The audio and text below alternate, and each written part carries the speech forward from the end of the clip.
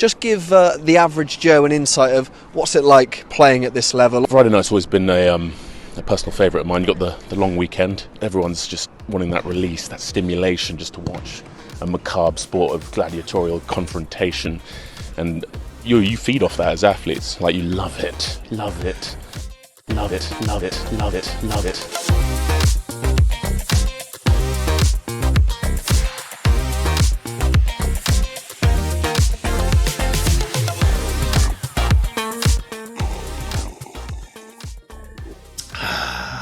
It's beer time for Dropped Kickoff Beer Trauma Bond time.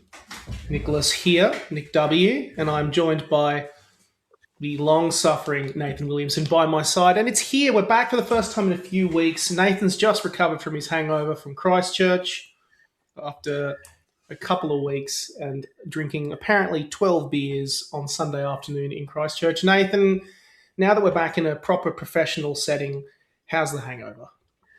I didn't drink 12. There's an undisclosed number. I want to make that very clear. Had more on Friday. A certain man by the name of Ben Horton hung you out to dry in that particular regard. I'm just disturbed he's keeping count. No, Super Round was good. Okay, I'm not going to go into. Basically, everyone said it. Like, it's unreal setup there and should stay there for the foreseeable future. But yeah, just results-wise, that wasn't a good weekend, and yeah, didn't get much better. Yeah, it's not been a good couple of weeks, has it? While we've kind of been away, it's been so bad, in fact, that Nick Hartman, even though is he just back from holiday or is he still gone? He's gone on holiday at a period. He's back now, and he's still processing, but. We're here to trauma bond today, you and I. It's a trauma bonding time. And we're going to talk about the last couple of weeks of Super Rugby. We'll probably do a bit of a post on the Wallaroos Pacific 4 series and any other kind of big notable news that's probably coming down the pipeline. There's a few things to talk about. The question is, Mr. Williamson, which match do we want to trauma bond on first? Do we want to talk Force Tars or do we want to talk Reds Brumbies? Let's just get Force Tars out of the way, please. Yeah, that game was not good. That game was not good. There is no way to describe it. It's terrible. All this talk about the build-up of, like the talk between Suolihi and Lomax, and it was cool to see them do a post-match and chew the banter and shoot the shit from each other at that pre-match presser. But that was probably the highlight. The game itself was just a fizzer. I mean, full credit to the Force. Like, they're getting wins now at a time when I thought they wouldn't be getting wins, and seem to be coming home with a wet sail and are playing very, very well. But, I mean, it's fucking everyone else's seasons up in the process, as good as it is for the Force. So if you're a Force fan, I just want to make this abundantly clear. You have to make finals at this point because you're fucking the season up for everyone else. The joy of the New Zealand clubs is they all have one team that they just beat on, and it's the Highlanders. They just constantly beat on the Highlanders. They constantly wear them down, and they get their wins. The problem is the Australian sides have now gone through and just cannibalised each other. So now we're all of a sudden in a worse position because we're too competitive. And look, credit to the Force. And you said that was one of the main good things out of this game. I would say the continual resurgence of Dylan Peach is another. He was exceptional. Like, he was one of the better ones in the air. He looked a threat whenever he took the ball, but yeah, that was him and Matt Greeley were about it in terms of, like, from the Force, you can kind of look at it and be like, oh yeah, they won. Well done. They made 12 line breaks and 14 attacking 22 entries for 20 points. They're not happy with that performance at all. The Waratahs made one line break in 80 minutes. There was 52 minutes between 22 entries. They scored on both those entries, so that's something. But that shows you how much they would just spent the time defending, and the Force just could not get through. Say something about the defense, sure. But, like, when you can't exit your line, you can't make all the Force's turnovers pay into actual territory and the actual meters. It is so frustrating. And sitting in that post-match presser, I reckon I was about one question away from copping a can straight to the temple from Dan McKellar. He was ropeable. He was and rightfully so. It's one of those ones where you can't sit there and go, "What do I say to you right now?" That's not going to be not going to end in something abhorrent happening. Not really that deep, but like we've all been there. You can't just sit around and be like, "All right, what do we do from here?"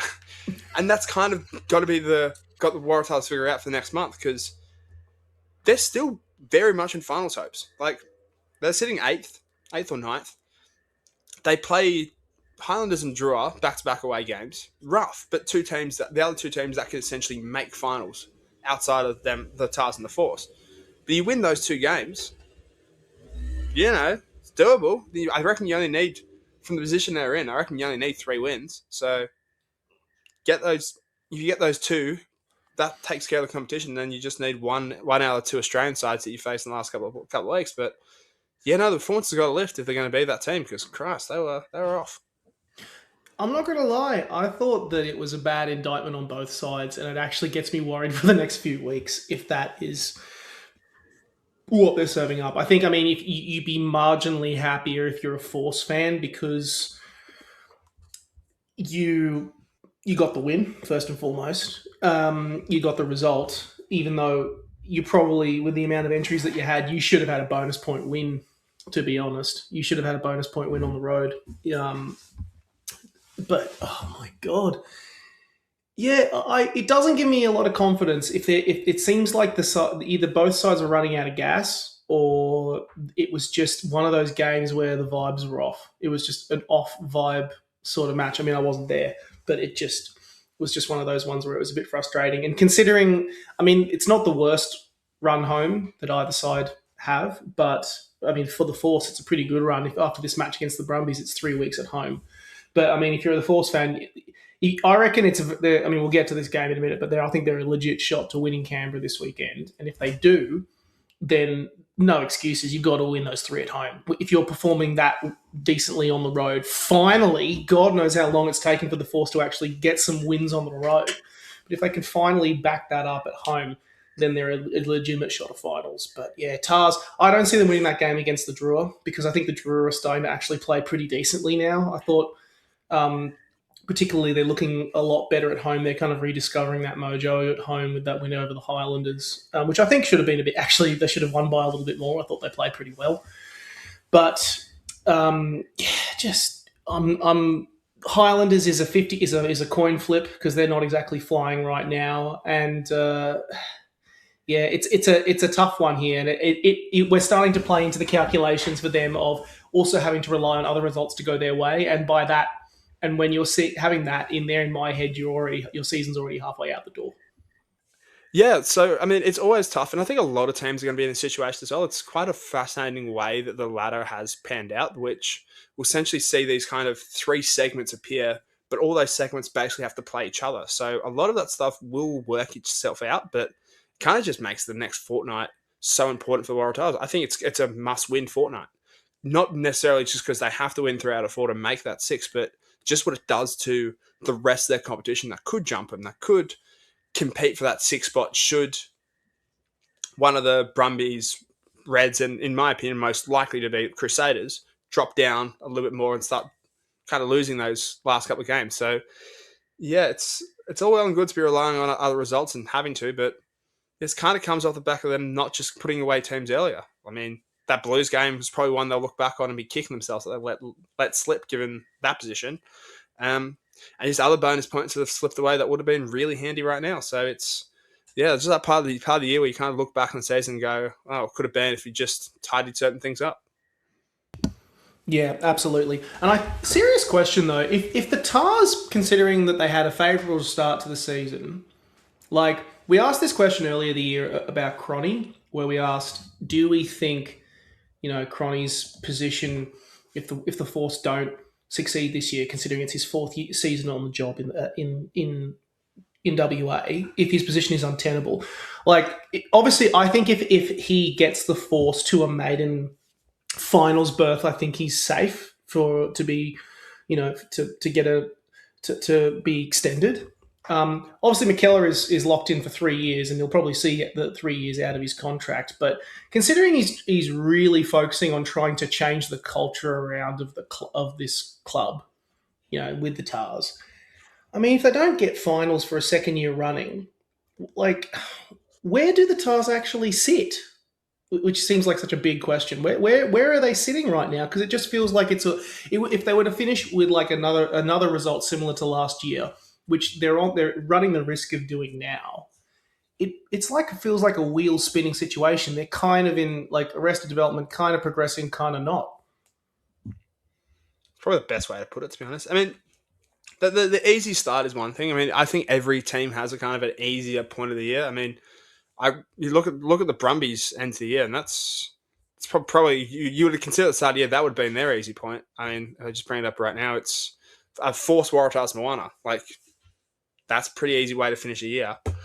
So I think it's like every team has it, and obviously Waratahs get a home allotment of games because you're sharing a stadium with the Roosters and Sydney FC and all them, so you got to try and bank them early before they start getting serious. But where does it put them? Yeah, you're right. It's a weird one because their roster's clearly got better, but it just seems like they kind of went from missing 5 pieces to missing 3 pieces. I think there's improvement, but there's just not as much improvement as we thought.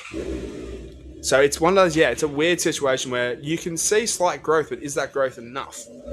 And we'll find that out over the next couple of weeks.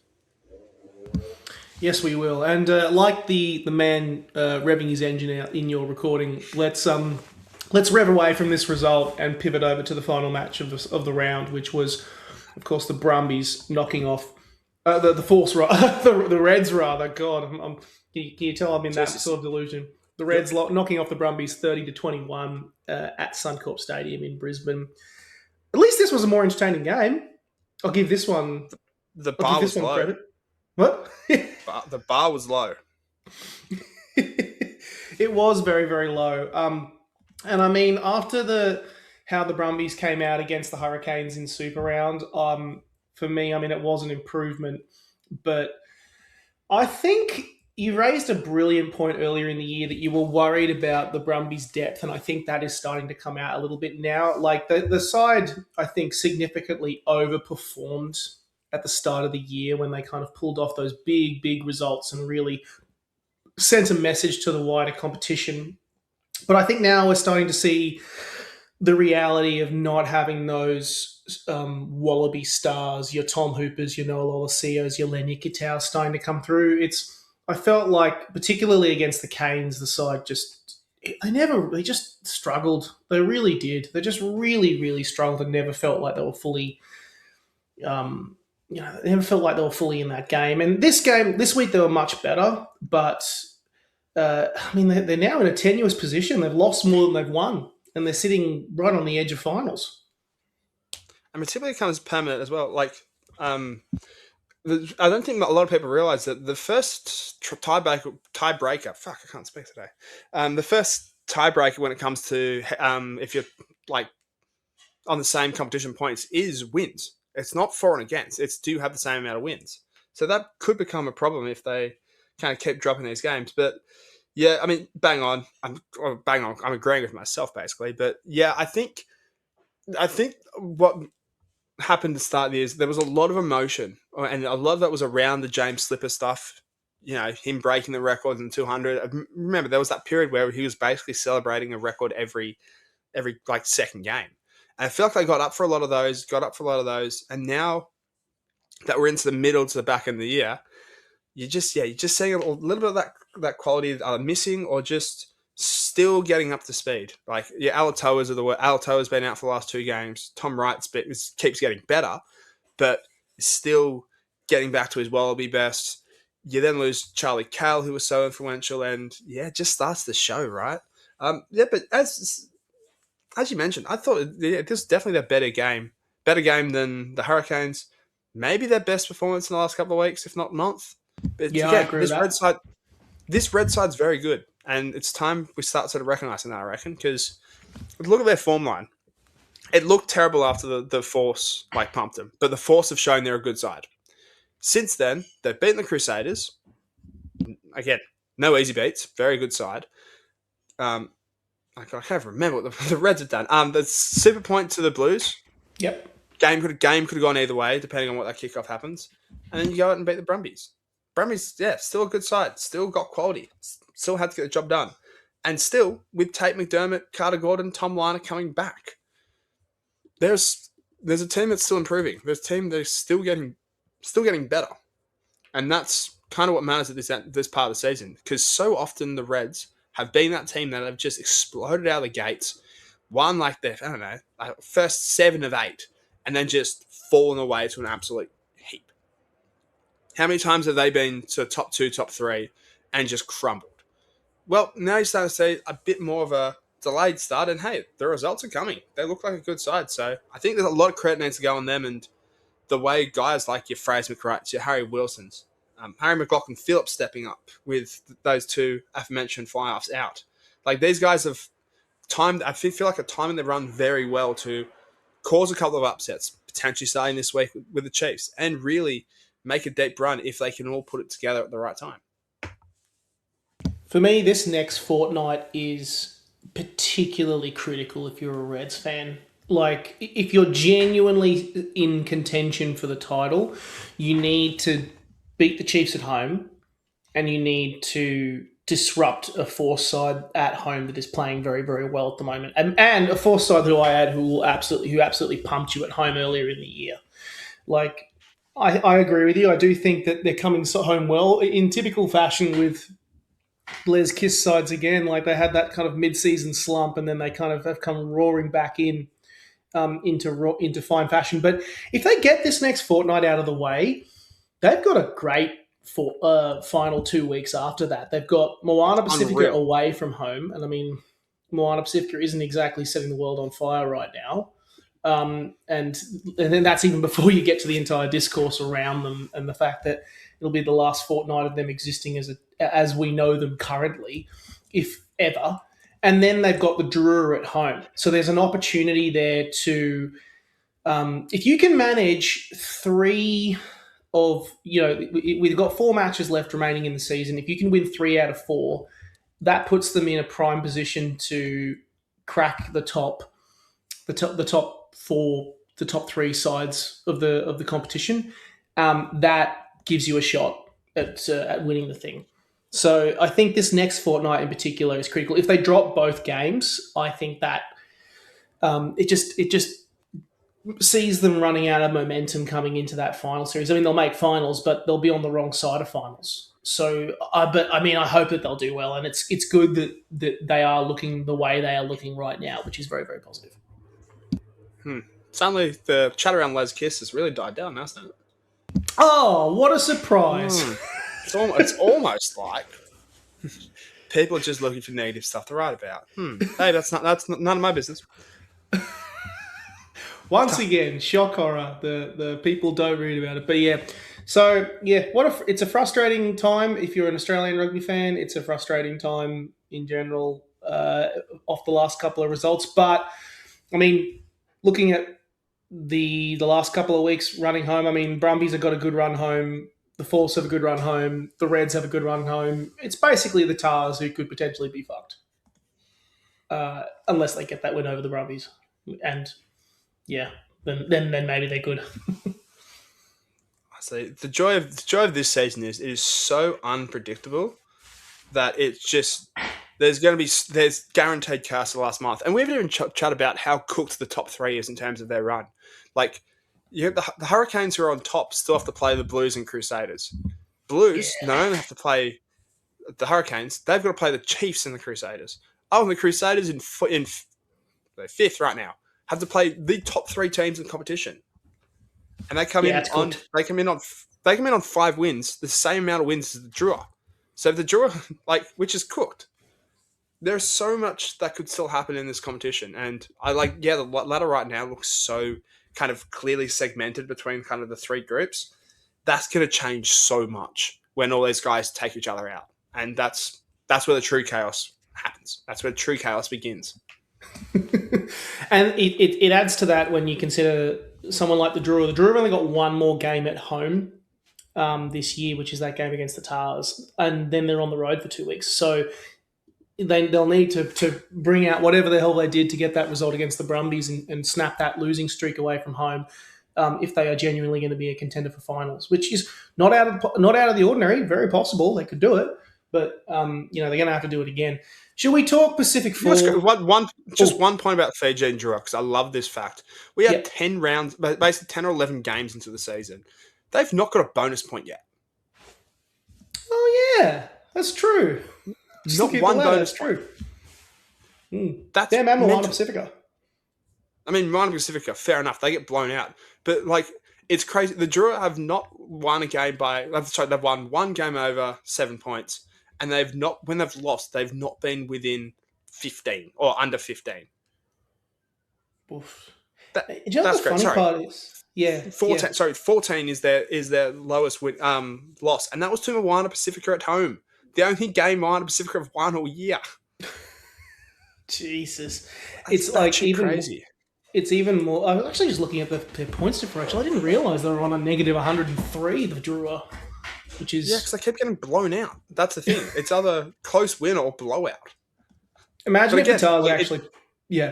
It doesn't matter, because if they're tied on points with a team, because they don't have bonus points, the situation they're in, they're still in a very good position. Again, they've the same amount of wins as the Crusaders and Brumbies. So if they find themselves, keep winning... maybe the natural thing was when they make up that ground is they'll have more wins than them and they'll actually have a tiebreaker. Which is nuts to think about. Shall we talk Pack 4 and where the Wallaroos are sitting right now? May as well. Why not? Yeah, it was a difficult campaign. It's, I think, fair to say, ending with the 40-7 loss to the Black Ferns on the Sunshine Coast. I think the highlight of it was the fact that the Anzac Day test, first ever Anzac Trans-Tasman test, was actually a big success. Decent crowd show out despite fucking awful rainy conditions out there. And they finished bottom of the ladder. Super Rugby women's kicks off, pre-season is kicking off this month, followed by a brand new season in June and July. And then 100th test match for the Wallaroos when they run out to face the Black Ferns in August for the second match of their season, second match between the two sides. How do you feel about this Pac 4 campaign? Because yes, it was an interim squad, and yes, there was new blood as well. There was a lot of change, a couple of key names not in there, but I feel like even with that, they didn't quite perform up to standard, particularly in that USA game. Frustrated. That's the words. And this comes from a place of where now it's the road to the World Cup, and you need to start seeing this growth. And there are, again, how do I word this correctly? It comes from a place of, again, as someone who covered every game since 2021, is at every press conference. You want to see that growth, you want to see that improvement, and the reality is, when you look at that USA game, I didn't see it at all. It looked like a team that's gone backwards since York. It looked like a team that gone backwards since Canberra, where they beat them. It looked like a team that has not progressed. And with the amount of resources that it's been put in and the amount of resources that is coming, you need to start seeing results on the field. And even it's not necessarily wins. It should be. But at this stage, I can understand if it's not. But you need to see that growth within players, and the reality is I don't think there was the growth in enough players throughout that Pac-4 series. There was glimpses, of course. I thought the New Zealand game was a solid enough rebound, but I don't know. It still looked like they were way off the pace. And not necessarily way off the pace compared to teams that didn't have the same resources. They looked way off the pace than the Australian team that played 12 months ago in the Pac-4 in Australia. They didn't look the same team. And that's the frustrating thing. And hey, yes, that could come with the lack of game time with Super Rugby W, but the reality is that's a global calendar. That's going to be the reality for probably the men coming up in the next couple of years, or you've got to find a way through it. You've got to find a way to combat it. And New Zealand did, we didn't. So the next couple of months is going to be very important. It's going to be very important just to see who actually steps up in Super W, who actually shows they want to be part of this World Cup side in 2029. Because, hey, after that, Pac 4, it's wide open now. Someone's got a chance to make a statement and make a name for themselves. That's a good point that you raised, that like New Zealand actually turned around really, really well, because they were in a similar position to us in terms of, I mean, they do have a few players that play overseas, but generally speaking, like that squad, those first games when they started playing, they actually even had less of it because they didn't have a Fijian game leading in. So it's a good point that you raised, that maybe it's not necessarily the calendar, which could muddy the waters a little bit in the past, but I reckon, yeah, you're absolutely right. It's just, I think if you, particularly off the back of, I mean, it feels like for some reason they've got a weather god that is following them around at the moment, because it feels like every single match was either played delayed in terrible conditions, or tornado warnings or whatever. But also another part of me is like, yes, but Canada was in that position. The USA were in that position. They showed up and played very well. So there's not really much of an excuse here. It's about what you do on the paddock that matters. I think the one positive is that, now that we've got, I think the next couple of what's happening off the field as well as on is now increasingly important. We've got the head coach set to be confirmed. We don't know who that is. Head of high performance, women's high performance, set to be confirmed. Those pathways between sevens and the 15s getting closer aligned, which we're expected to see this year. Super Rugby Women's coming up. And I will say, those squads look very, very good. I'm excited by some of the talent in there. I know that we're going to see more sevens talent probably allocated at some point. You'd expect there to be some sevens talent allocated at some point. 100%. There will be. Yeah, after Bordeaux and Spain as well. But it's just like in my head, yes, there's a lot of signs coming together, but they really need to when the next time they step out on the field, if they lose by a bigger margin than the margin that they lost on the Sunshine Coast, then we're in concerning territory now, because you've got to, if you're going to have, you need to start showing those sort of results, and you won't have the excuse of no game time, because you'll have been playing matches they'll be playing matches pretty much non-stop from mid-May all the way until the start of August. From if you're a female women's rugby player who's playing in Super Rugby Women's and all those competitions. So fingers crossed that they can turn that around. Should we mention, are we worried about the whole situation around Tegan Levi going to the Titans? Actually, should we probably mention that as well, because that's also of dropped early today. Not even slightly worried. So my understanding is this was a part of a deal before the contract extension kicks in. It would essentially be a one and done. Like, she'll go over there, play for the Titans, and then come back, and is already contracted till 2029. So no. So she's still going to be with rugby. She's re-signed. Like, she's already signed. She's signed till 29. Like, it's a lot of people seeing on this as the end of the world. Like, if she hadn't re-signed or with rugby, then yeah, I'd be in a similar boat. But she already re-signed. This is just, I can understand the confusion, but like her contract extension, which it basically commits her to rugby, and I believe that there's no clause in there for an NRLW stint, doesn't kick in until next year. So like, it's funny you kind of mentioned. Yeah, it's funny you kind of mentioned that. Like, there's a few people talking about, the floodgates are going to open. The floodgates are going to open with Super Rugby Women's and all of the sevens program and everything. To be honest, like, I think, of course, if you're a professional player, you're going to be looking at options. I think you're always going to be looking at options, but it's quite clear for me that with the draw of a World Cup and the draw of an Olympics is something that the NRLW cannot provide. That's the reality. And while you've got yes, of course, that competition on a domestic level is certainly more assembled.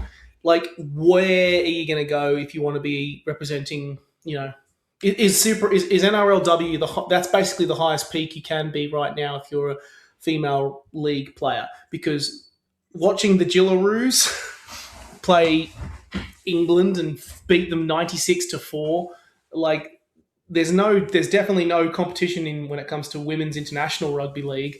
I reckon there'll be. I'm not necessarily too worried about that, to be honest, because there's definitely a lot more offerings at an international level if you are a female rugby player.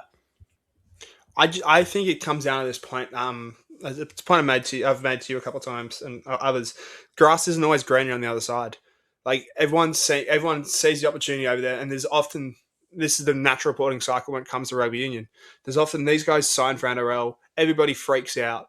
They get a little bit of coverage for the first game, and when they fall apart, because the reality is it is so competitive to try and get a spot and try and get a decent, like carve out a decent spot when you are transitioning codes. They fall away and get lost in the shuffle. Sometimes skills don't translate. Sometimes it's too different to the game, which, again, another thing I try and kind of harp on a fact when everyone says, oh, who would win, the Wallabies or the Kangaroos if they played a game? It's two different games. Sometimes people don't realise that until they go over there, and people also don't realise that maybe it's not maybe just because it's green doesn't mean the grass is actually green. It could be spray painted, if you know what I mean. It's a good analogy to describe it.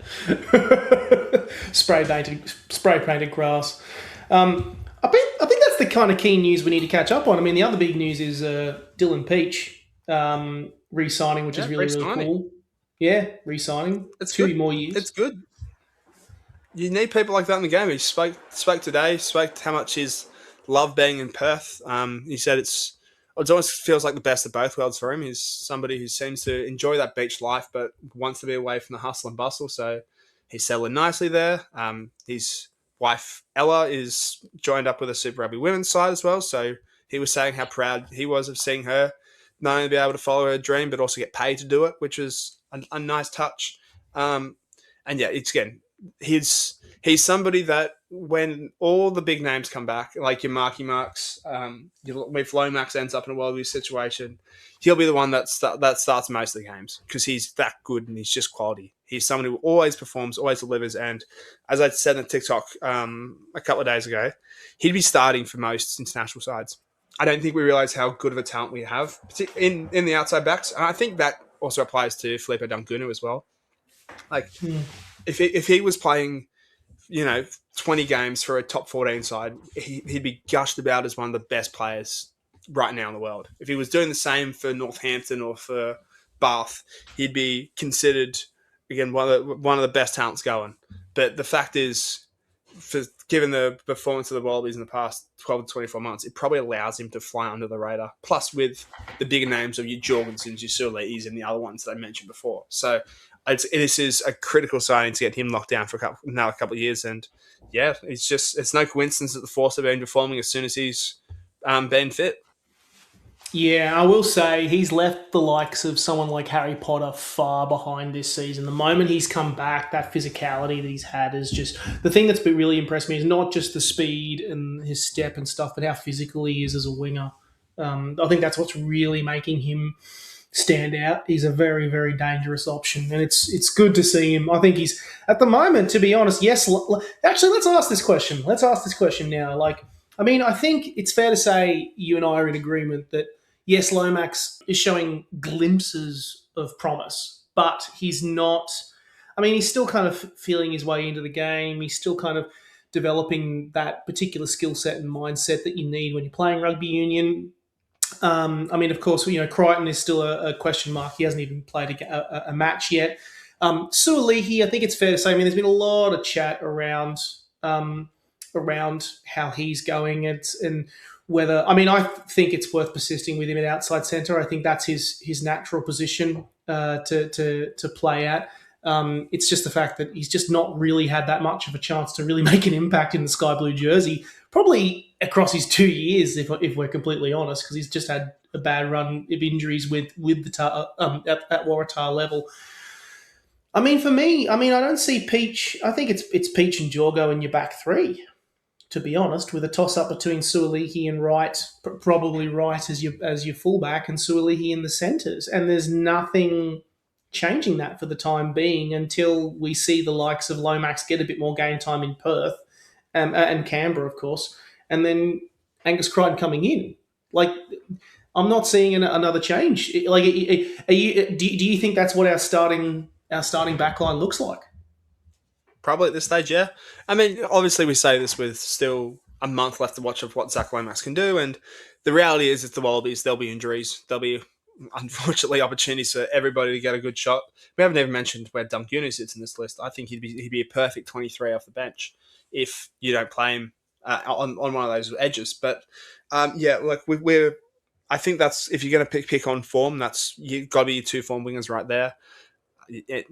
Zach Lomax, bring him off the bench. I've always said, like, you can always go horses with courses type situation. Like, we have such, I think I've said this in the last part of the pod beforehand, we have such depth that if you, depending on what you think a team's going to do attacking wise, you just pick whatever wingers you want. So if you're expecting a bit more pace, you go Jorgo and Tool. If you're looking for a bit more physicality, you can go a Jorgo or Peach, or a Peach and Dungunu. If you're thinking that they're just going to kick the shit out of the ball and you're going to be under a high ball, you go Zach Lomax and Peach. Then maybe throw Jorgo at 15. There are so many different options and so many different nuanced approaches you can now take, which generally becomes hard for a team to plan. Let's look at the July 4th. If you're Ireland and you pick essentially those six wingers, what are you expecting? What if Japan come down in August? Well, Les Kiss comes out and it's a brand new setup. You've got to kind of be prepared for everything. You've got to almost spend the first half of your week prepared to every single situation before the Wallabies go, all right, bang, this is what we're going for. And you just keep teams guessing like that. So I think that's kind of the joy of this. Like, I think if you're going to go a full strength at the moment, it's Jorgensen and Peach, but I generally don't think you need to. I generally think there's so many different combinations which can impact how you play and really add just different dynamics to the attack we have.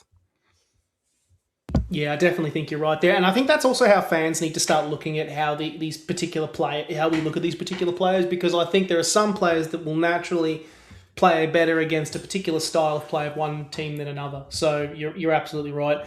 I realised a good place that we can potentially finish here. I mean, it's not necessarily a good place given the results, but of course, there's one other competition that's happening, and that is the Under-20s Rugby Championship as well, which is currently playing out in South Africa right now at Nelson Mandela Bay Stadium. And currently, after being within a bee's dick of topping the competition last year, the junior Wallabies, or Australia Under-20s side, unfortunately are right on the edge of sitting towards the end of potentially finishing in last. Finishing the second round, they had a 34-29 loss to New Zealand Under-20s. It was really, like, discipline kind of really got them in that one. And then, unfortunately, the result against South Africa, the less said about that particular result, the better. But, I mean, the big news out of that one was Zach Fittler starting in the Under-20s side. It's been a frustrating one, Nath, to be honest, because, I mean, obviously we had Next Gen, which was meant to feed into the Under-20s program, not quite leading to results on the field here. What's happened? What's happened to this particular season? Is it just the fact that discipline let them down and then just South Africa just blew them out of the water in that second match? I think we got screwed in the first game, and I'll say that. I don't really care if I get repercussions. We got screwed. You got sent down to 13 for a card that's now been rescinded to a yellow. That was always a yellow. Then the second yellow was someone got caught for a cynical foul for rolling away in the ruck where he hasn't touched the ball and has not impacted the play even slightly and gets called. So there were several missed calls that even the South African commentators are like, what's going on here? And the Aussies were all over New Zealand, out-physicaled them throughout the pack. They looked so much better than them. And the only time when they didn't was when they were down to 13 and they conceded 3 tries, which proved the difference because they lost by 5. Now, simple maths tells you how much better the Aussies were, but that's beside the point. South Africa, I've got no bitching and complaining and crying to do about that. They're a good side. Ethan Adams at 12 is going to be a generational talent. He's basically just a regen Tabatava Noah. He's sensational. Yeah. And they didn't even have Marcus Muller, who's his centre partner, who's even better. So this South Africa team's good. A quick history lesson for everybody. Remember, South Africa, we beat South Africa last year in the Under-20s Rugby Championship. They then came out in that World Championship and thumped us 78-17 or something like that, and went on to win the tournament.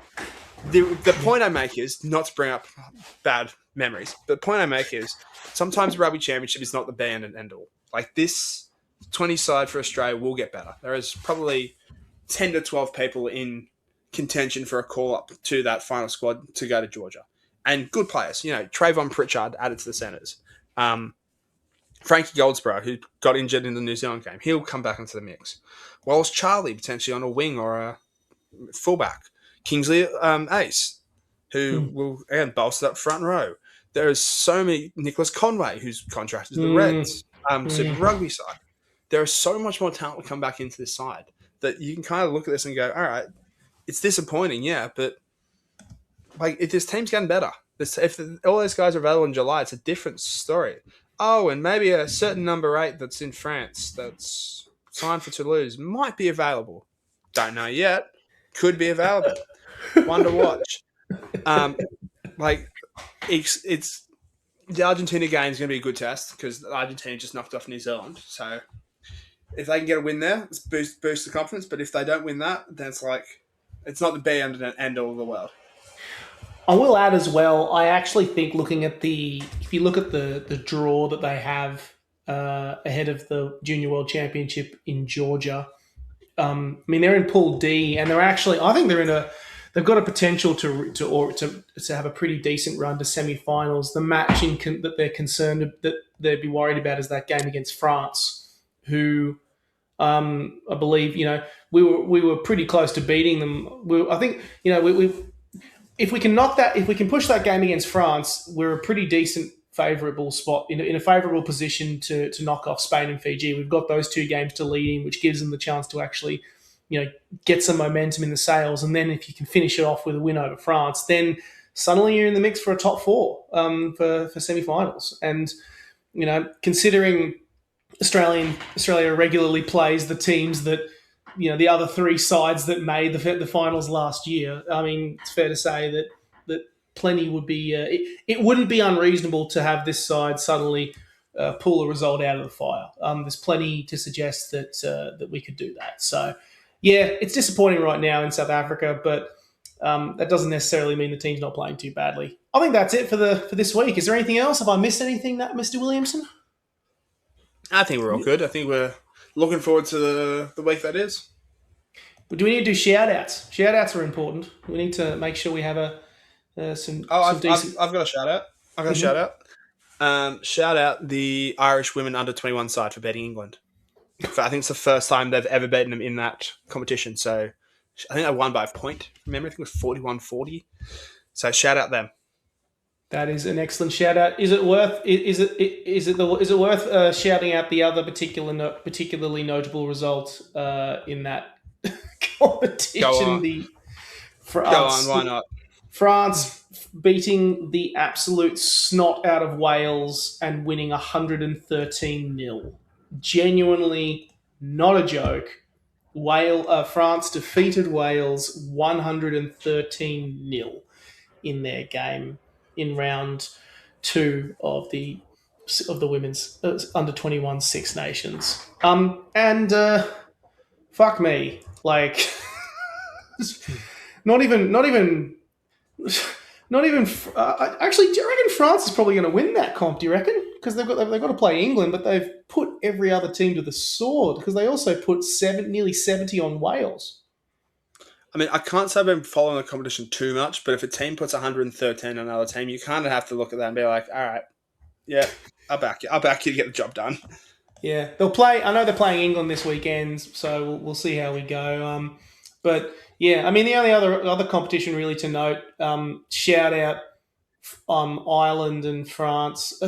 England and France for still being undefeated in the Women's Six Nations, and for France to actually putting away a pretty decent Ireland side, 26-7 in round 3. Pretty sure it was round 3. And so they've got a couple of interesting games coming up in the Women's Six Nations with they've got to go to Scotland, the French do, and then they have to play England at home, which I think, let's be honest, in this entire competition of the Women's Six Nations, that is the game that everyone is focusing on. So particularly excited to see. And also Italy for flogging Scotland. That's another one to highlight as well, 41-14. So Italy coming through with the goods and sitting in third. Yeah, how good. Viva Italia. Viva Italia. All right, I reckon that does us, Mr. Williamson. Thank you. Pleasure to everyone for listening into the Dropped Kickoff. We'll probably have Mr. Hartman back from his wonderful trip away. We'll see if we can get any other sneaky guests on as well. But for everyone listening, cheers. Pleasure as always. It's been a pleasure to trauma bond with you.